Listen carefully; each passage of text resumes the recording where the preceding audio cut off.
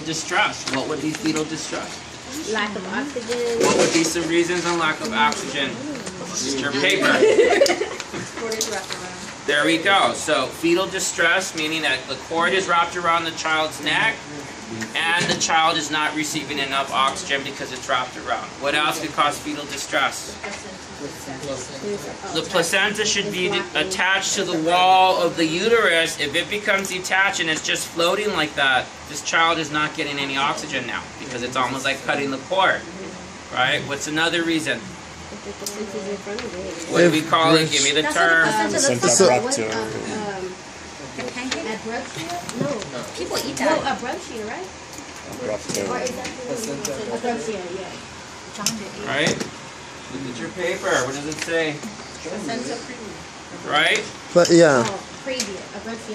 Now, it's not that it's become detached, but the uterus wall, the amniotic sac, had pushed it now in this position. You can't deliver it, right? At this point, we can't do that. We can't deliver the afterbirth first and then deliver the child, because if we deliver this, I don't know how long it's going to take to get the child out. Now we have a child with no oxygen inside, and that's a problem, right? At least right now it's blocking, but it's still technically attached to the wall, and it's still receiving nutrients at this point, right?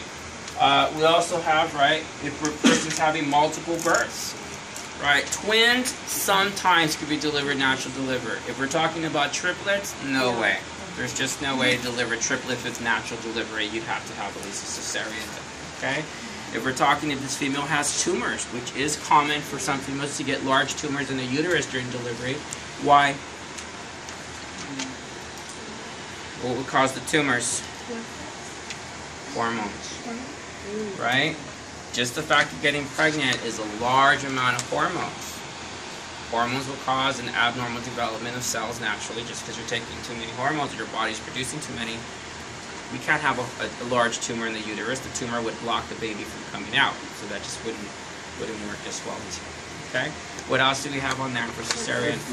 Herpes, right? What kind of herpes? You could have herpes of the mouth. Do I care about that? No. No, it has to be genital herpes, right? Why can't we deliver with genital herpes? Even if she doesn't have an outbreak. Blind the child. The baby can be infected. What are we concerned about? Blindness. We could get herpes of the eyes, right? So now this child has herpes of the eyes because it brushed against the vaginal canal and the herpes brushed against the skin. Wouldn't they have to do a C-section if the mother has HIV also, right? Yes, that would be another reason. If mother's HIV positive, it's possible now for her to be taking medication so the HIV virus doesn't go through the placenta itself. Yeah. And then she could deliver a HIV negative baby, fetus. Okay? When we talk about an actual how they're going to cut for a cesarean, right, there's two ways. They can cut vertically. Actually, that is one way, but most women prefer horizontal, which they refer to that as the bikini cut. Brazilian bikini cut. Yeah, I don't know about Brazilian, right? So I will deliver through my belly button. Just watch. So this is usually, right, this is usually the preferred method for females because you can at least hide it with your underwear, your pants, or you've been cut, right? If we do a cesarean though, right, we know that we have to go through multiple layers. This again does no justice on a cesarean. I helped deliver one cesarean with one doctor, and this lady was so extremely huge, and it was just one birth, one child. But the video, I'll show you an animation video, and the animation video, he's taking it out like this. But I've seen doctors literally stick their entire hands inside, where up to here are literally inside of the lower abdomen to pull the child out. So, because you really have to go through, right, this much fat, then you start going through the layers of the uterus, which is swollen, right? So you're really going about, it's pretty deep. How does all that heal up? I mean, if you're only sewing the top, how does all that underlying... Well, one thing for sure is that the nursing interventions, once he takes the baby out and delivers the afterbirth, he's going to stick his hands inside. He's going to pull the uterus out and lay it on her abdomen. The uterus? Yes. She's not seeing because obviously she's blocked. I mean, most women would probably freak out if they see their uterus laying on their stomach. I think she's freaked out. She is freaked out. Look at her, poor thing. So after he delivers the afterbirth and the baby in the afterbirth, he'll pull out the uterus, lay it on the stomach, and he had to surgically sew, so stitches the uterus itself, right? Biodegradable stitches, because you're not going to go in there and take them out. Then he shoves the uterus back inside. The uterus is attached from one end, so you get to kind of move it around like this, right? Oh, He'll shove it back in, and by the time the baby's actually delivered, the uterus has shrunk a little bit, but it's almost about the size of a football now. Right, because it's already gone stretched out from the baby, but it's still about this large, right? Your uterus right now is probably a little smaller than your fist at this point, so for it to be this large is pretty big. He will stitch the uterus, shove it back in, and he'll do internal stitches as well too. He'll have to stitch the abdominal walls, then he'll stitch all the skin up, and then the last that he'll put are the staples. So when you see females with staples from a cesarean, it's not the staples that are holding it together. It's all the layers, the multiple layers. And that's still not enough for this patient. What nursing interventions would I have to tell her or educate her or teach her? Well, abdominal binder. Abdominal binders. What else? Pillow to splint. To splint. Right? If you go to the bathroom, I need you splinting on the pillow while you're having a bowel movement. I need you to hold it because women have ruptured in the toilet and now we have a problem. Okay?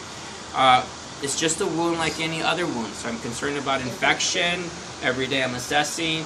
An average person's probably going to say 3 to 5 days for a cesarean, depending on how quickly they heal in the hospital.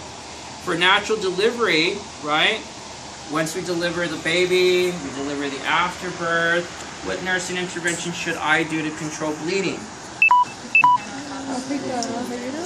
just Massage the fundus, right? So it's right up here in the pubis area, so I'd have to apply a little pressure and massage. And what is massaging causing? To relax contractions, right? She's continued to bleed because the uterus is still contracting even after the birth. So I'm concerned about massaging the uterus to kind of slow down the contraction phases of the uterus so she doesn't bleed so much. That massaging could take still afterwards, not just after delivery. You could still go into the room afterwards if she's still heavy bleeding or spotting. You could still massage even afterwards to help control some of the bleeding. Question? Tearing. If you tear. Usually why? If a female tears, it could be for 2 reasons, right? Doctors do not like tearing. Why? It's difficult to stitch and heal. Doesn't heal very quickly. A female could tear, and it's going to tear jaggedly because 1, the doctor did not perform an episiotomy, or 2, even after the episiotomy, it still wasn't enough. That would be the only reason. Again, right, if it's your first birth as opposed to your second, third, or fourth, right, you have a huge difference to do, simply because, you know, after your first birth, even though your hips widen as puberty as a teenager, they really widen more even after, during delivery. So, by your second birth, those hips have already got those breeding hips. Got them baby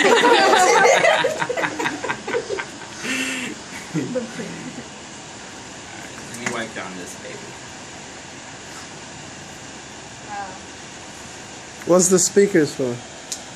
The speaker you can control to monitor fetal heart rate. So you can hear fetal heart rate. That's pretty much it. The functions of this, it has other functions, but to make it bleed, I don't want to make it bleed. It has too much. Oh. No. Bleed? Bleed. Don't you just need one of those at home? I want one of those.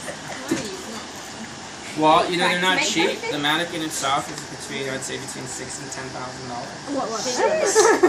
Very expensive. That's why a lot of nursing schools don't purchase it, because it's just so darn. They purchase that one, they don't purchase a birth one.